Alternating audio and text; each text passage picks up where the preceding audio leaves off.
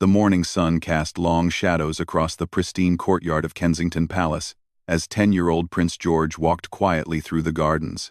His small hands clutched a worn leather notebook, filled with sketches of birds and flowers he had been collecting for weeks. The young prince had always been different from what people expected of royalty. While other children his age might be playing video games or watching television, George found peace in the simple beauty of nature around his home. As he rounded the corner near the main entrance, George noticed something that made him stop in his tracks. There, sitting on a small bench near the guard post, was Samuel Jenkins, one of the palace guards who had been working there for over 15 years. Samuel was known throughout the palace staff as the most dedicated and professional guard they had ever seen. He never missed a day of work, always stood perfectly straight, and maintained the stoic expression that was expected of someone in his position. But today was different. Samuel sat hunched over, his usually perfect uniform slightly wrinkled, and his hands covering his face. George had never seen any of the guards sitting down during their duty hours, let alone showing any sign of emotion. The young prince felt something stir in his chest, a feeling he couldn't quite name but knew was important. George approached slowly, his footsteps soft on the gravel path. As he got closer, he could hear the quiet sounds that Samuel was trying so hard to suppress. The guard was crying, something that seemed impossible for someone who had always appeared so strong and unshakable. "Mr. Jenkins." George's voice was gentle, barely above a whisper. "Are you all right?" Samuel's head shot up, his eyes wide with surprise and embarrassment. He quickly wiped his face and tried to stand, but George raised his small hand in a gesture that somehow carried all the authority of his royal lineage, while maintaining the compassion of a child who simply wanted to help. "Please, don't get up," George said, taking a seat beside the guard on the bench. "I was just walking through the gardens. Sometimes I like to sit here too when I need to think." Samuel looked at the young prince with amazement. In all his years of service, no member of the royal family had ever sat beside him like this. He had always maintained a respectful distance, as was proper and expected, but there was something about Prince George that was different, something that made the usual rules seem less important. "Your Royal Highness, I apologize," Samuel began, his voice rough with emotion. George shook his head gently. "My grandfather always told me that everyone needs a moment sometimes, even the strongest people. He said, that's what makes us human." The prince paused, looking at Samuel with eyes that seemed far older than his 10 years.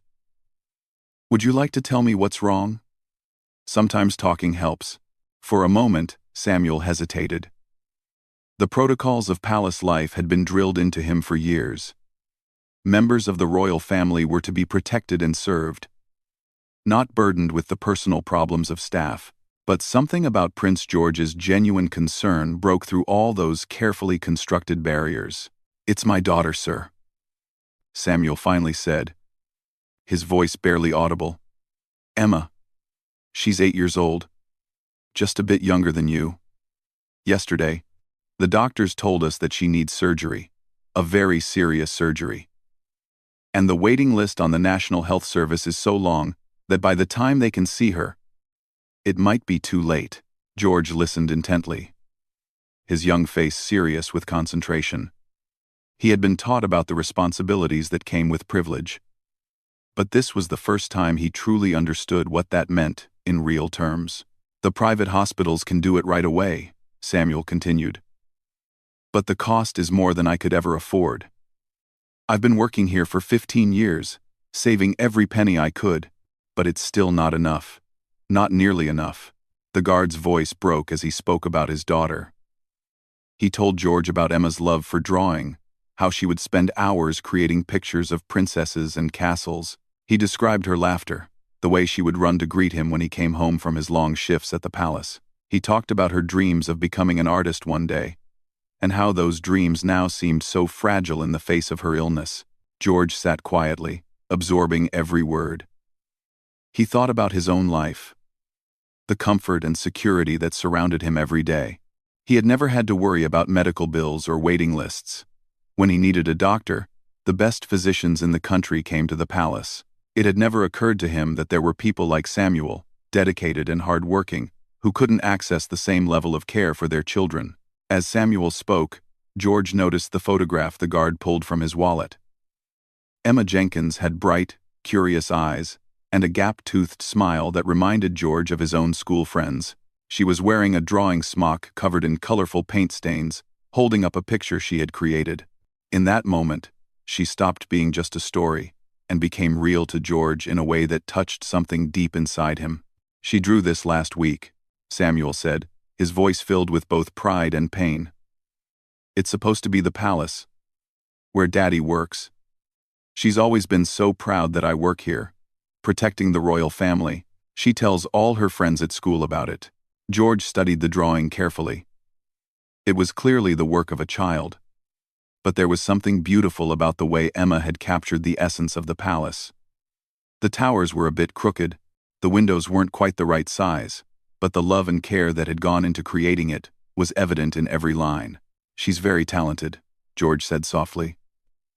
Samuel nodded, carefully putting the photograph back in his wallet. "She is. But if we can't get this surgery done soon, the doctors say her condition will get worse. Much worse. I can't lose her. Your Royal Highness, she's everything to me. After my wife died 3 years ago, Emma became my whole world." The weight of Samuel's words settled over George like a heavy blanket. He thought about his own family, how his parents would move heaven and earth to ensure his health and happiness. He imagined what it would be like to be in Samuel's position, desperate to help someone he loved but feeling powerless to do so. As they sat together on the bench, George noticed other details about Samuel that he had never seen before. The guard's shoes were old, but meticulously polished. His uniform, while perfectly maintained, showed signs of careful mending in several places. These were the signs of someone who took pride in his work but had to be careful with every expense. "Mr. Jenkins," George said finally, "how much does the surgery cost?" Samuel hesitated before answering. It seemed almost obscene to discuss such a large sum of money with a child, even one who would someday inherit unimaginable wealth. "The doctors say it would be about £40,000. Sir, for someone like me, it might as well be £1 million. George was quiet for a long moment, processing this information. £40,000. He knew that his family spent more than that on single pieces of art for the palace walls. It was the cost of one of his mother's evening gowns for a state dinner. For his family, it was a relatively small amount. For Samuel, it represented an impossible barrier between his daughter and the medical care she desperately needed. The young prince felt something shifting inside him, a growing understanding of his position in the world and the responsibility that came with it. He had been taught about duty and service, but until this moment, those had been abstract concepts. Now, sitting beside Samuel, they became real and urgent. "I want to help," George said simply. Samuel's eyes widened in surprise and gratitude, but he shook his head quickly. "Your Royal Highness, I couldn't possibly ask that of you. I wasn't telling you this to ask for money. Sometimes it helps to talk, like you said." "You didn't ask," George replied with a gentle smile. "I offered. There's a difference." The conversation continued as the sun climbed higher in the sky. George learned more about Samuel's life, about the challenges of being a single father while working the demanding schedule required of palace security. He heard about Emma's school friends, her favorite books, and her dreams for the future. With each detail, George felt more connected to this family whose struggles had been invisible to him just an hour before. As their conversation drew to a close, George stood up from the bench. "Mr. Jenkins, I need to go now. My tutor will be looking for me. But I want you to know that Emma is going to get her surgery very soon." Samuel started to protest, to explain again that he couldn't accept such generosity. But George held up his hand with a maturity that seemed far beyond his years. "My grandfather once told me that being royal isn't about the crown you wear or the palace you live in," George said. "It's about using whatever power you have to help people who need it. Emma needs help, and I have the power to give it. That makes this simple." As George walked away, Samuel sat in stunned silence on the bench. In all his years of service, he had seen the royal family at state functions, formal dinners, and official ceremonies. He had witnessed their public faces, their carefully maintained dignity, and their adherence to protocol. But he had never seen anything like what had just happened. He had never experienced such genuine compassion from someone so young. Someone who could have easily walked past without ever noticing his distress. That afternoon, as George attended his scheduled lessons in mathematics and history, his mind kept returning to the conversation with Samuel. He thought about Emma, somewhere in London, probably in school like him, unaware that her father was struggling with such an enormous burden. He imagined her coming home, excited to show her father new drawings, while Samuel fought to hide his worry and fear. During his geography lesson, as his tutor discussed the various Commonwealth countries and their relationships with Britain, George found himself thinking about responsibility and privilege in ways he never had before. The lesson took on new meaning as he considered how his position could be used not just for ceremonial purposes, but for real, tangible help. When his lessons ended, George made his way to his mother's private study. Catherine was reviewing some correspondence when he knocked softly on the door. She looked up with a smile as he entered, noting immediately that something was different about his demeanor. "How were your lessons today, darling?" she asked, setting down her papers. "They were good, Mummy," George replied, taking a seat across from her desk. "But I need to talk to you about something important. Something that happened this morning." Catherine gave him her full attention, recognizing the serious tone in his voice. As George recounted his encounter with Samuel, she watched her son with growing amazement. The compassion he showed, the mature way he processed the situation, and his immediate desire to help spoke to something fundamental in his character that filled her with pride. When George finished his story, Catherine was quiet for a moment, considering her response. She thought about the values she and William had tried to instill in their children, about the importance of empathy and service that had been emphasized throughout George's education. "You did something wonderful today, George," she said finally, stopping to listen to Mr. Jenkins, sitting with him when he was upset. "That took real courage and kindness. But I want to do more than listen." "Mummy," George said earnestly, "I want to help Emma get her surgery. I know we have the money, and it would mean everything to Mr. Jenkins. It would save his daughter's life." Catherine nodded slowly. She had always known that this moment would come, when George would begin to truly understand his position and the responsibilities that came with it. She was proud that his first instinct was to help others. But she also knew this was an opportunity to teach him about the complexities of royal charitable work. "Helping Emma is absolutely the right thing to do," Catherine said. "But we need to think carefully about how to do it in a way that truly serves her family's best interests. Sometimes, when the royal family provides help, it can create complications we don't expect." George listened carefully as his mother explained some of the delicate considerations involved in royal charitable giving. She talked about the importance of discretion, about ensuring that families like the Jenkins weren't overwhelmed by unwanted attention, and about setting up proper channels for this kind of assistance. "What I suggest," Catherine said, "is that we work with the palace's charitable foundation to handle this quietly and efficiently. We can ensure that Emma gets her surgery without creating a media circus that might make life difficult for the family." George agreed immediately, understanding that his mother's experience would be invaluable in making sure their help was truly helpful. They spent the next hour discussing the details, with Catherine making several phone calls to set things in motion. As evening fell over the palace, George found himself back in the gardens where his day had begun. The bench where he had sat with Samuel was empty now, the guard having returned to his regular duties. But the conversation they had shared continued to resonate in George's mind. For the first time in his young life, George understood that being a prince meant more than attending ceremonials and learning protocols. It meant having the opportunity, and the responsibility, to make a real difference in people's lives. The power that came with his position wasn't just symbolic, it was practical and immediate when applied with wisdom and compassion. That night, as George prepared for bed, he thought about Emma Jenkins. Somewhere across London, she was probably getting ready for bed too, unaware that her life was about to change in the most wonderful way. By this time next week, if everything went according to plan, she would be in surgery, finally receiving the medical care that could ensure her bright future. As he drifted off to sleep, George made a silent promise to himself. This wouldn't be the last time he used his position to help someone who needed it. The encounter with Samuel had opened his eyes to a world of need that existed just beyond the palace walls, and he was determined to do everything in his power to make a difference. 3 days had passed since George's conversation with Samuel, and the young prince found himself eagerly anticipating news about Emma's surgery arrangements. His mother had assured him that the Palace Foundation was working swiftly to coordinate everything. But George's natural impatience made the waiting difficult. He had discovered something new about himself in those 3 days. Once he committed to helping someone, the desire to see results became almost overwhelming. During his morning lessons, George found it increasingly difficult to concentrate. His mathematics tutor noticed his distraction when he solved a complex equation correctly, but couldn't explain how he had arrived at the answer.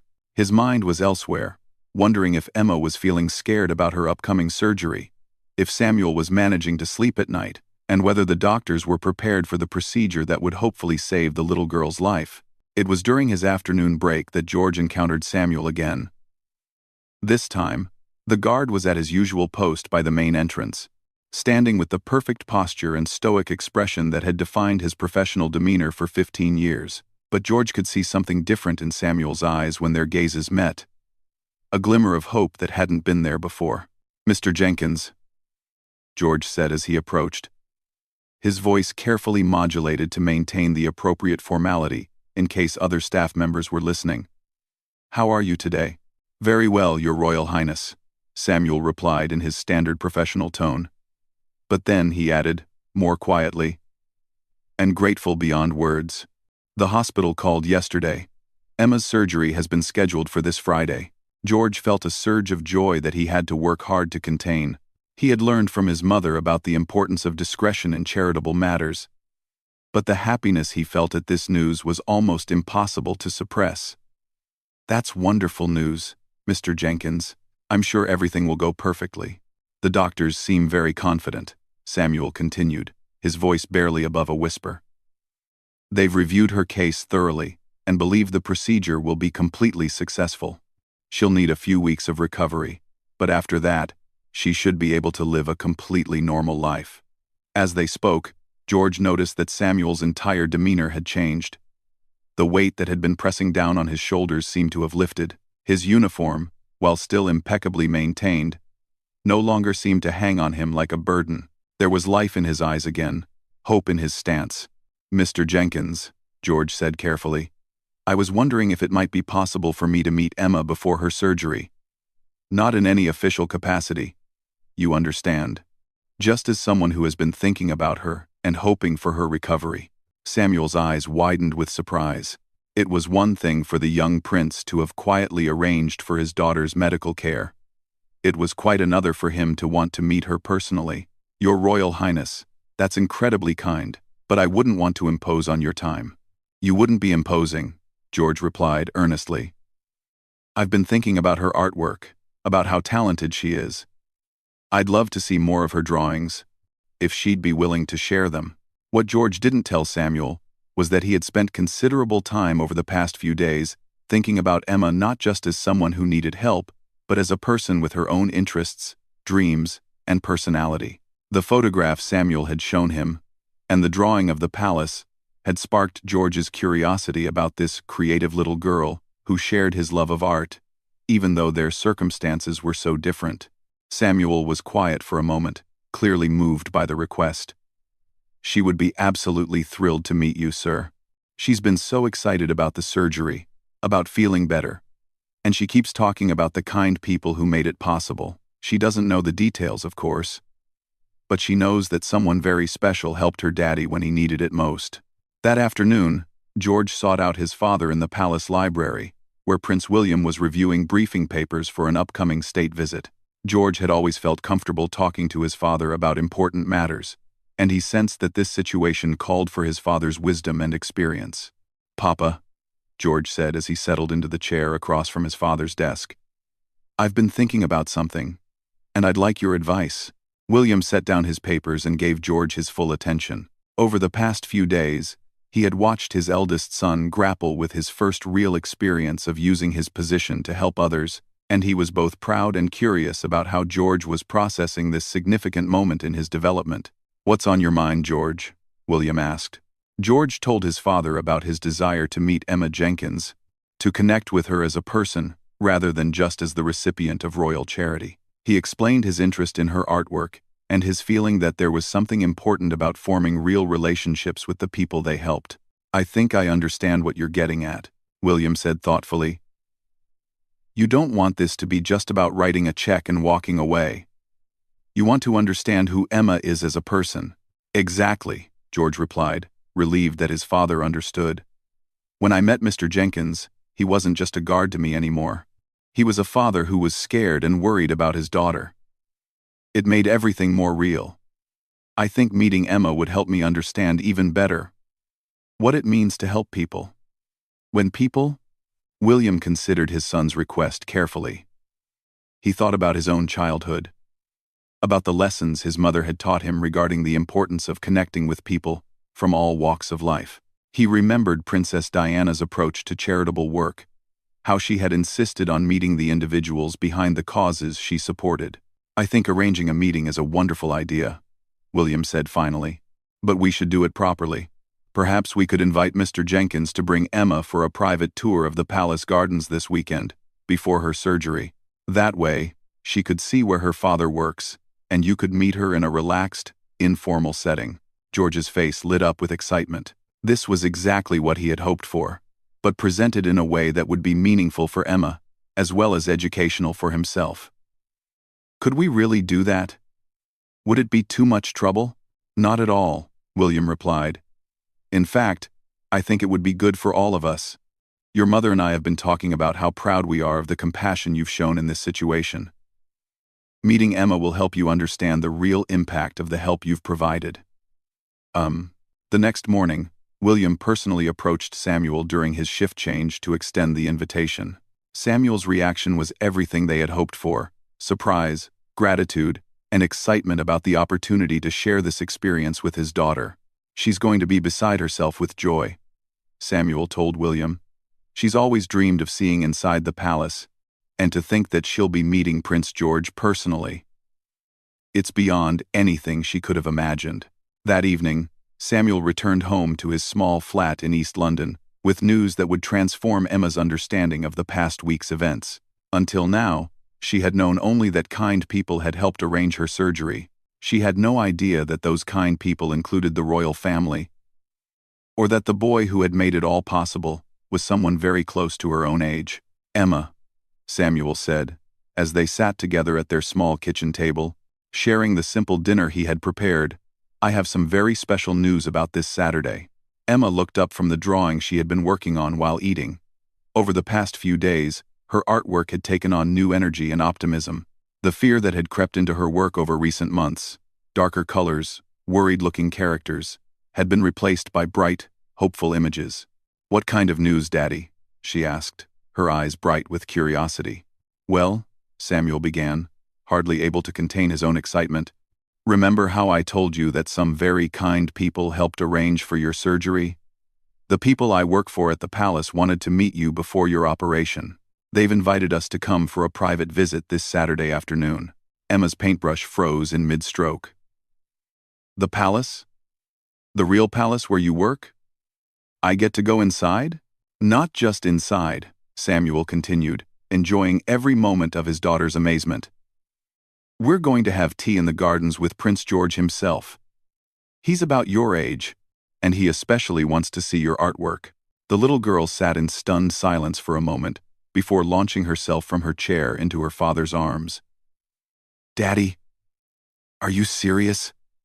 I'm really going to meet a real prince, and he wants to see my drawings?" Samuel hugged his daughter tightly, feeling overwhelmed by the generosity that had transformed their lives in just 1 week. Not only was Emma going to receive the medical care she needed, but she was also about to experience something magical that would stay with her forever. "It's all true, sweetheart," he said softly. "And Emma, there's something else I want you to know. Prince George is the one who made sure you could have your surgery. When he found out you needed help, he used his own money to pay for everything." Emma pulled back to look at her father with wide eyes. "A boy my age did that?" But why would he help someone he's never met? Samuel thought carefully about how to explain this to his 8-year-old daughter. How do you tell a child about the profound impact of unexpected kindness? About the way compassion can bridge any gap between different worlds? Because that's what good people do. Emma, he said finally. When they have the ability to help someone who needs it, they don't think about whether they know that person or not. They just help because it's the right thing to do. Over the next 2 days, Emma threw herself into preparing for the palace visit with the enthusiasm only a child can muster. She carefully selected her best drawings to show Prince George, organizing them in a folder with the same attention to detail that her father brought to his work uniform. She practiced her curtsy repeatedly, determined to show proper respect while also wanting to be herself. The drawing that she was most excited to share was a new one she had created since learning about the surgery. It showed a little girl and a boy standing together in a beautiful garden, both smiling broadly. Above them, she had written in her careful 8-year-old handwriting, "Thank you for helping me get better." On Friday evening, as Emma prepared for bed before her Saturday palace visit and Monday surgery, she asked her father a question that stayed with him long after she had fallen asleep. "Daddy, when I grow up and have money of my own, can I help other children the way Prince George helped me?" Samuel tucked his daughter into bed with tears in his eyes, marveling at how an act of kindness had not only solved their immediate crisis but had also planted seeds of compassion in Emma's young heart that would likely influence the rest of her life. Saturday morning dawned bright and clear, perfect weather for Emma's palace visit. As Samuel helped his daughter get dressed in her best outfit, a simple but pretty blue dress that his mother had given Emma for her last birthday, he reflected on how dramatically their lives had changed in just 1 week. The fear and desperation that had consumed him had been replaced by hope and gratitude. More than that, though, he felt a profound sense that they had been welcomed into something larger than themselves. The royal family hadn't just provided financial assistance. They had offered genuine care and interest in Emma as a person. As they prepared to leave for the palace, Emma clutched her folder of drawings with one hand and held her father's hand with the other. "Daddy, I'm nervous," she admitted as they walked toward the bus stop that would take them to central London. "That's perfectly normal, sweetheart," Samuel replied. "I was nervous the first time I started working at the palace too. But you know what I learned? The royal family are just people. Like us. They care about the same things we do. Family, kindness, helping others. Prince George is going to love meeting you." The journey to the palace gave Emma time to look out the window and imagine what the afternoon might hold. She had studied pictures of Kensington Palace online with her father, trying to prepare herself for the grandeur she was about to experience. But more than the building itself, she was excited about meeting the boy who had changed her life. As their bus approached the palace area, Emma pressed her face to the window, taking in every detail of the impressive building that had become so important to their family story. "It's even more beautiful than in my drawings," she whispered. Samuel squeezed her hand gently. "Just wait until you see the gardens," he said. "They're the most beautiful place I've ever seen. And today, they're going to be even more special because you'll be there." When they arrived at the staff entrance, Samuel presented their special visitor passes with pride. The security officers who processed their entry had been briefed about the visit and treated Emma with the perfect blend of respect and warmth that made her feel both important and comfortable. As they walked through the palace corridors toward the gardens, Emma's eyes grew wide with wonder at the magnificent artwork, elegant furnishings, and historical significance that surrounded them. But what impressed her most were the staff members they encountered along the way. People like her father, dedicated and professional, who smiled warmly at her and clearly respected Samuel greatly. "Everyone here really likes you, Daddy," she observed as they approached the garden entrance. "And I like them too," Samuel replied. "It's a good place to work, Emma.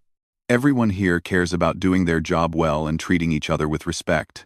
The moment they stepped into the palace gardens, Emma gasped with delight. The photographs she had seen online hadn't captured the true beauty of the perfectly manicured lawns, the vibrant flower beds, and the peaceful pathways that wound through this urban oasis. And there, walking toward them with a warm smile and an eager expression, was Prince George himself.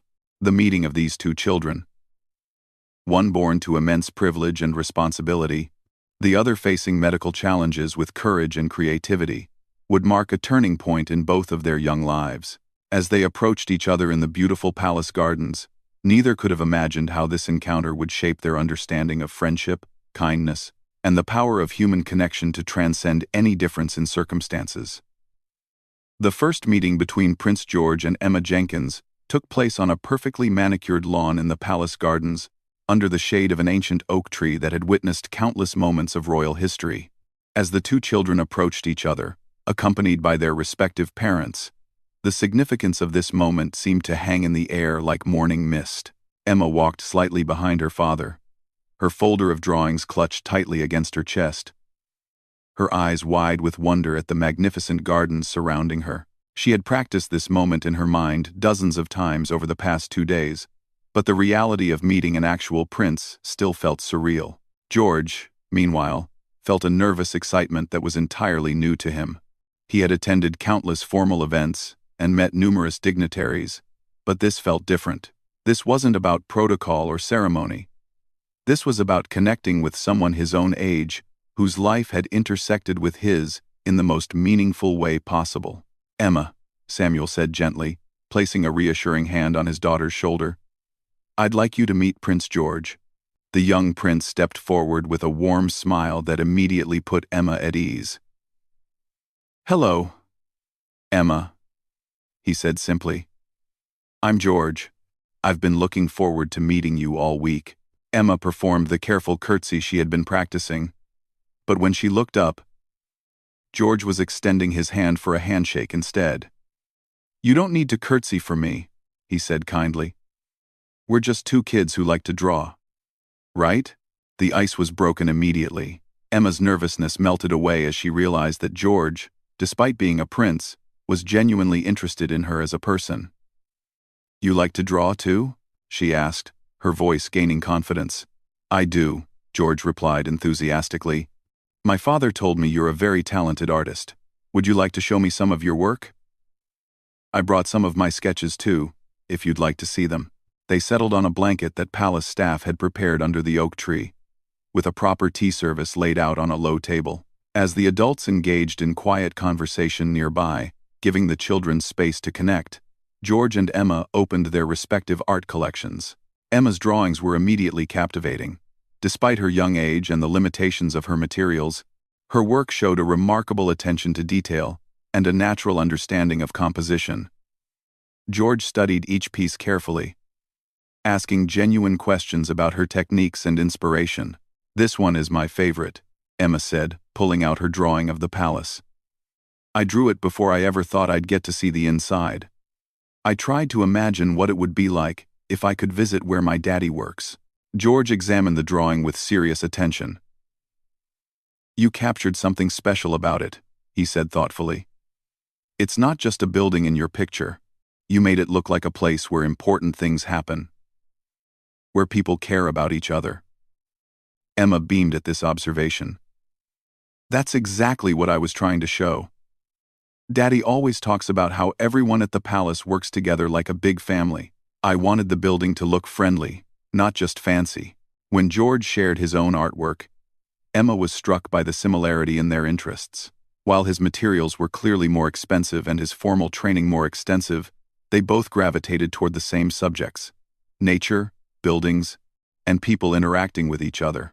"You're really good at drawing people," Emma observed, studying one of George's sketches of palace staff working in the gardens.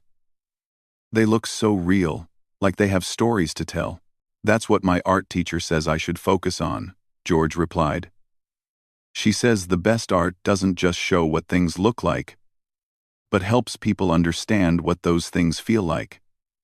As they continued sharing their work, both children discovered that art served a similar purpose for them. It was a way to process their experiences, to explore their understanding of the world around them, and to express emotions that were sometimes difficult to put into words. "Emma," George said after they had been talking for about an hour, "can I ask you something? Are you scared about your surgery on Monday?" Emma considered the question seriously. "A little bit," she admitted. "But mostly, I'm excited. For such a long time, I didn't know if I'd ever feel completely better. Now I know I will. That's worth being a little scared, don't you think? George was impressed by Emma's maturity and positive attitude. He thought about how he might react if faced with a similar situation, and he wasn't sure he would handle it with such grace. I think you're very brave, he said sincerely. And I want you to know that I'll be thinking about you on Monday. In fact, I'd like to ask you something. Would it be okay if I visited you in the hospital after your surgery? I promise I won't stay long if you're tired, but I'd like to see how you're doing. Emma's eyes lit up with delight. You'd really want to visit me in the hospital? That would be wonderful. Maybe I could draw you a picture while I'm recovering to say thank you for everything you've done. As the afternoon progressed, the conversation between George and Emma evolved beyond art and medical procedures. They talked about school, about their favorite books, about their dreams for the future. Emma shared her ambition to become a professional artist someday, perhaps even creating artwork for important buildings like the palace. George talked about his hopes to use his position to help other people, inspired partly by what he had learned from meeting her and her father. Prince William and Catherine, who had joined Samuel in observing the interaction between their son and Emma, were struck by the natural ease with which the two children connected. There was no awkwardness about their different backgrounds, no sense of one being superior to the other. They were simply two young people, finding common ground through shared interests and mutual respect. Your son is remarkable, Samuel told William quietly, as they watched George and Emma collaborate on a new drawing together. The way he approached our situation, the kindness he showed. I've never experienced anything like it. He's learning, William replied thoughtfully. This experience has been as important for George as it has been helpful for your family. He's discovering what it really means to use privilege responsibly. Catherine nodded in agreement. I think Emma has taught him something valuable about courage and resilience. She's facing her challenges with such a positive attitude. That's a lesson worth learning at any age. As the afternoon drew to a close, George and Emma had created something neither had expected. The foundation of a genuine friendship. They had discovered that despite their vastly different circumstances, they shared fundamental similarities in their curiosity about the world, their creative spirits, and their capacity for kindness. Emma, George said as they began to pack up their artwork, I want you to know that meeting you today has been one of the best afternoons I've had in a long time. You've taught me things I never would have learned otherwise. Like what? Emma asked, curious about what a prince could learn from someone like her. Like how being brave doesn't mean you're not scared, George explained. It means you do the right thing even when you are scared.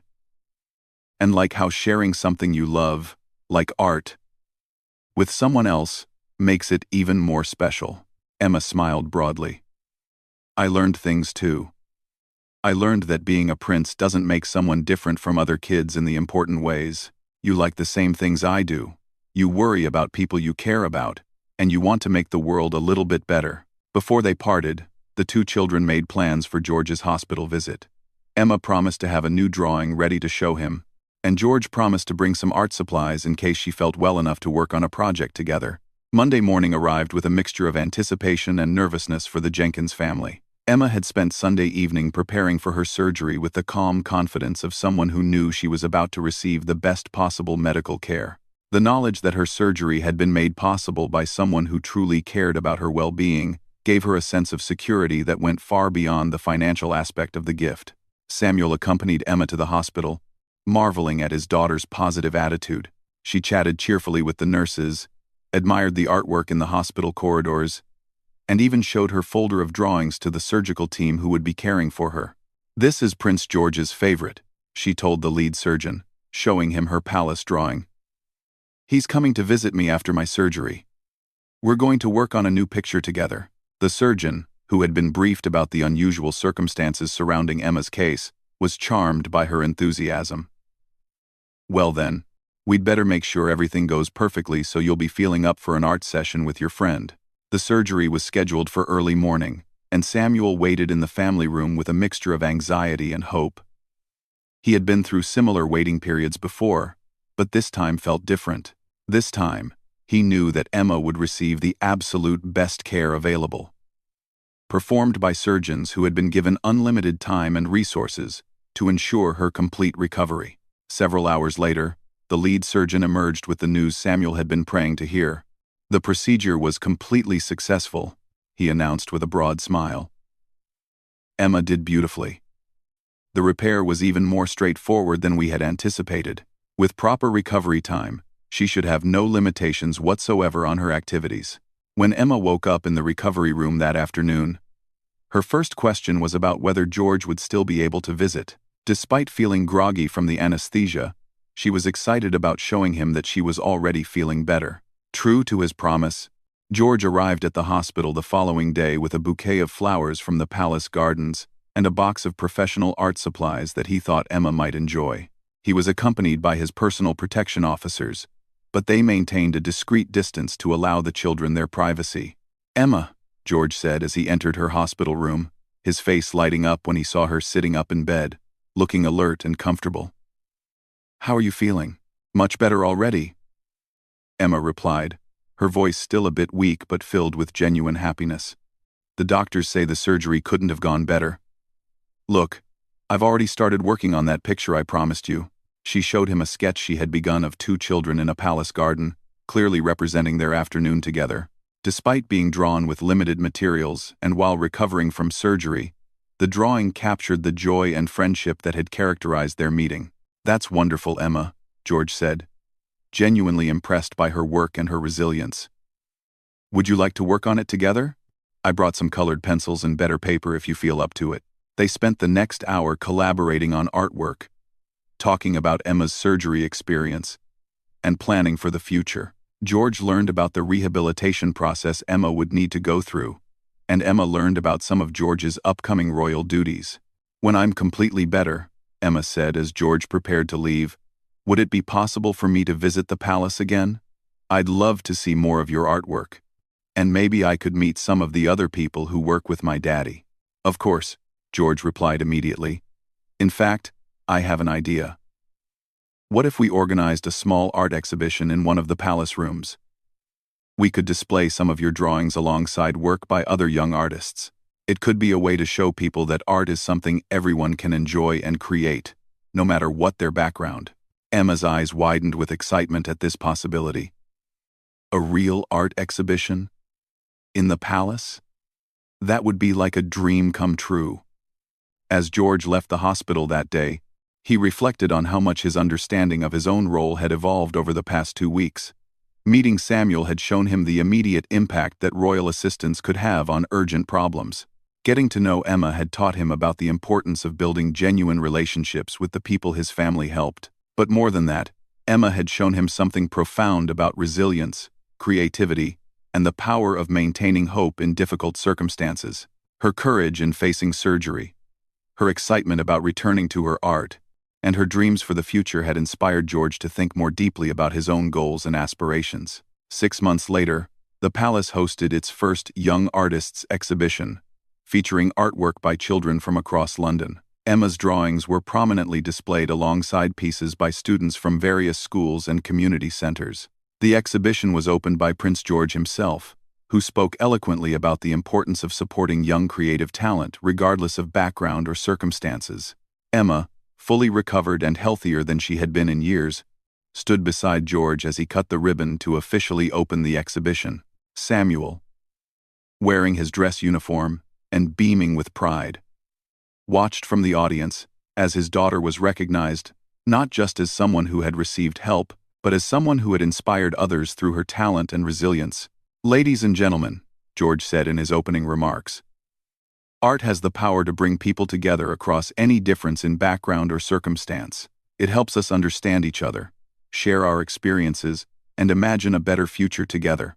The young artists represented in this exhibition remind us that creativity and hope can flourish anywhere, and that supporting each other's dreams makes all of our lives richer."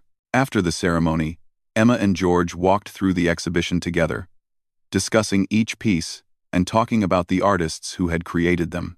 Many of the young artists came from backgrounds similar to Emma's, and several had received assistance through charitable programs inspired by the precedent set by Emma's case.